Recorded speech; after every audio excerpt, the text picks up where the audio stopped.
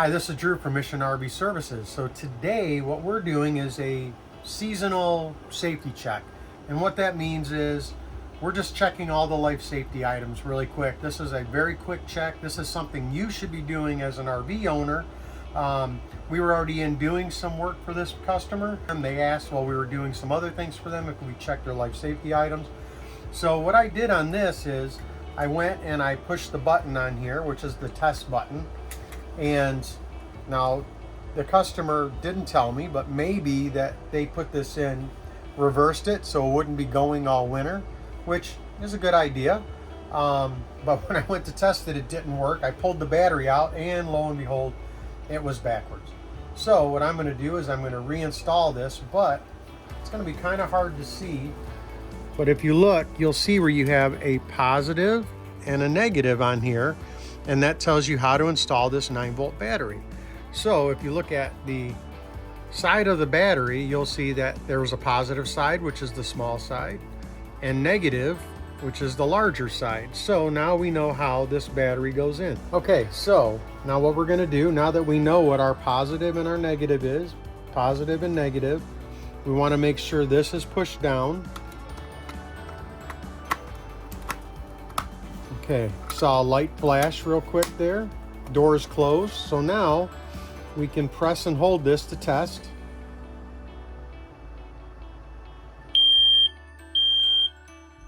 All right, so now we know that works. So this is something that every RV owner is supposed to do weekly, right? So when we're occupying the camper, we should be checking this weekly.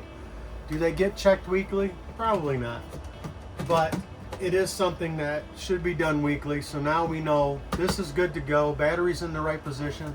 Also, when you're taking these down, some will have a set screw on the side, some just turn. This tells you right here, twist on, twist off. So you line up the tabs inside and now it is in the on position. But some will have a little set screw you need to take off, but this particular one is good.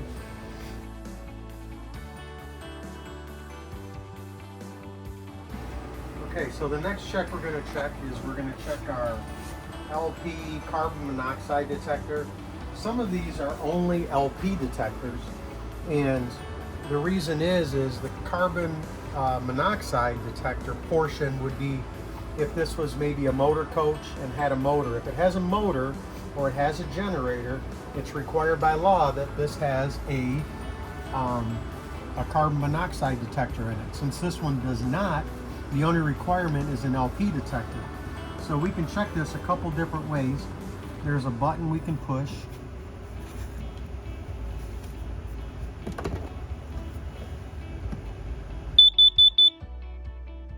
And then see how it'll light up where it says propane gas. That's telling us it works.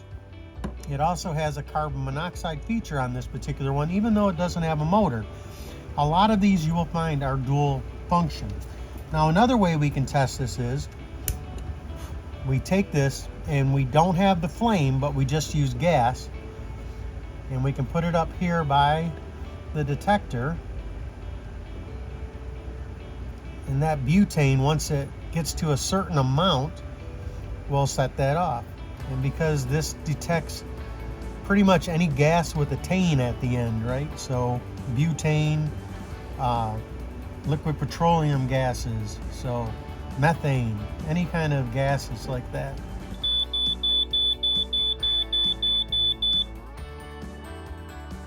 So now we know for sure, even though we have the push button capability, this is a good way to test it. Just like I said, you light it, get the flame out of there, but you still have the gas, put it up to that sensor, and then that is a true test that this is going to work for you if you have a liquid propane concern, and that happens. So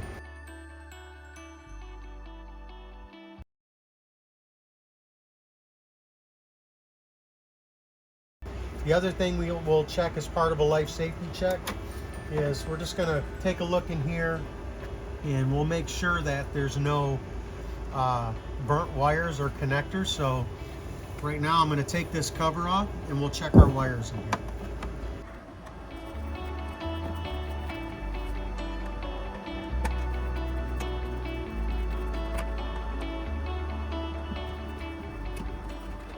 Okay.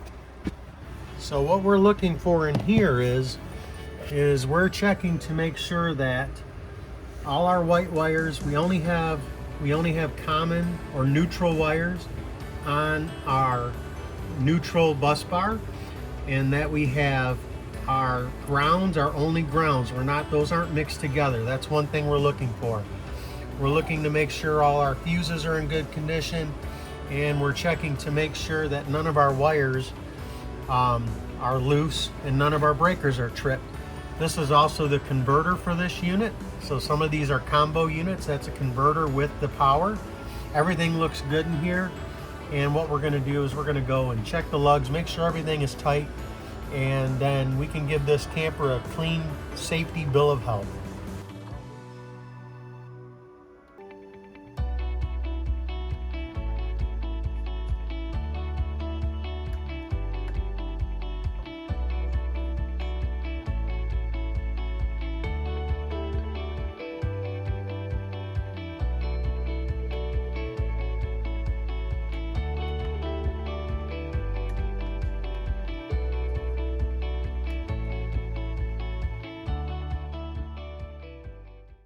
The last thing we're going to check as our part of our life safety check, we've checked the smoke detector, we've checked the LP carbon monoxide detector, we've checked our wiring terminals inside of our fuse panel to make sure everything was no burnt wires and everything was clean and tight in there.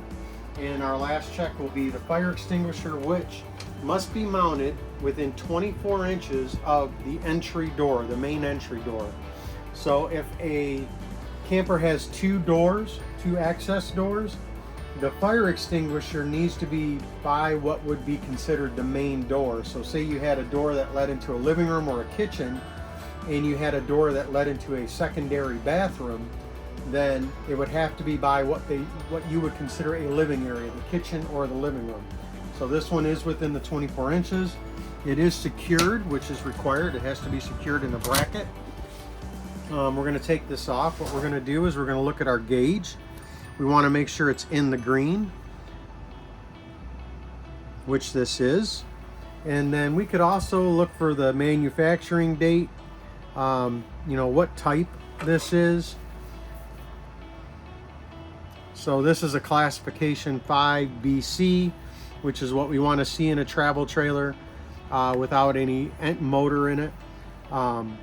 It has instructions on how to use it. So if you want to know the date that this was manufactured, it won't necessarily give you a month date, but on the bottom of the units, they'll have the year. So this one was produced in 2019. Really what we're looking for is this gauge. Some of them have a little green button. That's a push-up. People familiar with boating industry, you see a lot of those on boats, but we also see those in some travel trailers and fifth wheels.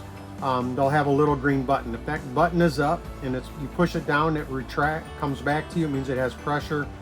And this one here, we're just looking that the gauge is correct. A couple other springtime checks. So we showed you a lot of the inside, all the way from so we went over smoke detector, fuse box, carbon monoxide LP detector, and fire extinguisher. So outside, a few things you want to check from a safety perspective. We're going to look at our battery, what we're looking for. So you can check your battery, you're watering your battery to make sure that's good, but really what we're looking for is overall condition. This is a sealed battery, so you can't check the water in this one, but what we can check is we look on the sides for swelling. Same thing on the other battery there. We want to make sure our connectors are all tight. That just makes sure that everything is charging correctly. None of our cables are chewed up. Nothing got in there over the winter and did that. But everything looks good on both of these batteries, so we're in good shape. So this particular camper, for the most part, is stationary all year. But what we still need to check is we want to check our tire condition. So we'll slide a couple things out of the way. And we're looking at overall condition of the tires. You'll notice here that these tires are in really good shape. They're only a few years old. We can check the DOT date codes on them. And so these are all things you can look at. So even though that this trailer is stationary, if these tires are starting to crack and peel and you're seeing physical signs of damage, you're going to want to change those tires. Even if this is a camper that sits all year long and you only use it on the weekends, you're a seasonal camper. This particular client does occasionally pull this camper, so tires wear and tire safety is very important to her. And so we check the pressure every spring and summer, and we also check condition, we check the year, and we check our tread. But even if you're not pulling your camper, if this tire starts cracking and peeling, it can blow on you just sitting still. We've seen it before. We've seen it on spare tires even. So it's important you check that tire. What we did today is we checked our tire pressure. We make sure we're within parameters, and we're also looking that if the tire hasn't moved for a while, does it need to be rotated? Not rotated by taking the tires off and going or moving them around the camper, just physically lifting it a little bit and spinning it. Right now these are good. They're also on wood, so they're not in the ground, which is very helpful. But those are some things that you can check. So tires, batteries, things like that. These are things you want to check to make sure they're in good condition.